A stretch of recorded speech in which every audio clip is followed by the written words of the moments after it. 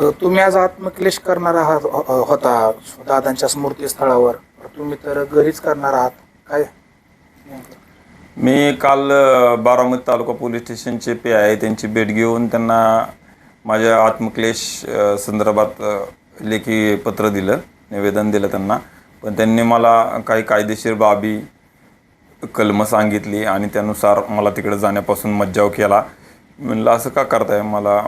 तर ते म्हणले तुमच्या जीवितास धोका आहे. म्हणलं हे तर मी 22 मेलाच पत्र देऊन DYSP साहेबांना सांगितलं होतं, माझ्यावरती ट्रॅप चालू आहे, मला ब्लॅकमेल केलं जात आहे. पण ते म्हणले नाही, आम्ही तुम्हाला तिकडे जाऊ देणार नाही आणि तुम्हाला घरातून बाहेर देखील येऊ देणार नाही. म्हणून मला त्यांनी काल मी प्रेसमध्येच माझ्या सांगितलं आणि म्हणून मी आज घरातच बसून दिवसभर मौन आत्मक्लेश करणार आहे, अन्न पाणी त्यागणार आहे आणि असं मी दिवसभर घरातच करणार आहे, बाहेर जाऊनच देणार नाही. म्हणजे मी सांगितलं ना काल, लोकशाही संपली आहे, हुकुमशाही चालू झालेली आहे. तुमची ऑडिओ क्लिप व्हायरल झाल्यानंतर तुमचा माफीनाम्याचा व्हिडिओ आला होता. नंतर तुम्ही असं माध्यमांशी बोलताना म्हटला की तो ऑडिओ माझा नाहीच.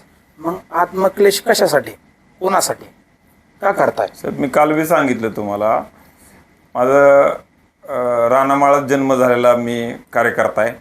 आमच्याकडे पहिलं जर एखाद्याला कुठला रोग झाला, म्हणजे आपण नाही का अचानक कॅन्सर झाला तर माणूस म्हणतो आंब्याचा पाला खा, लिंबाचा पाला खा, नाही का, असं कुठल्या ना कुठल्या काहीतरी माध्यमातून तरवडाचा पाला खा, ह्याचं पाकळी खा, त्याचं फूल खा, काय ना काय खाल्ल्यावर माझा रोग बरा होईल, या काळजीपोटी मी सैरभर फिरत होतो. त्यामुळे ती मला आजपर्यंत क्लिप ऐकायला मिळाली नाही. ती क्लिप माझी नाहीच आहे आणि ती कोणी आणली याचा तपास करायसाठी मी 22 तारखेलाच सांगितलं आहे, पण कोणी तपास करत नाही आणि फक्त गुन्हा शिक्षा फायनल आहे हे आणि माझ्यावरती मला फाशीची सजा आहे. त्यामुळे हे काय नाही, सगळं खोटं आहे. आणि मी त्या पण आता एक प्रयत्न करून बघत होतो किंवा मला हे पान खाल्ल्यानंतर तरी माझा रोग बरा होईल, पण रोग काय बरा होताना दिसत नाही. गँगरिंग वाढत चाललंय.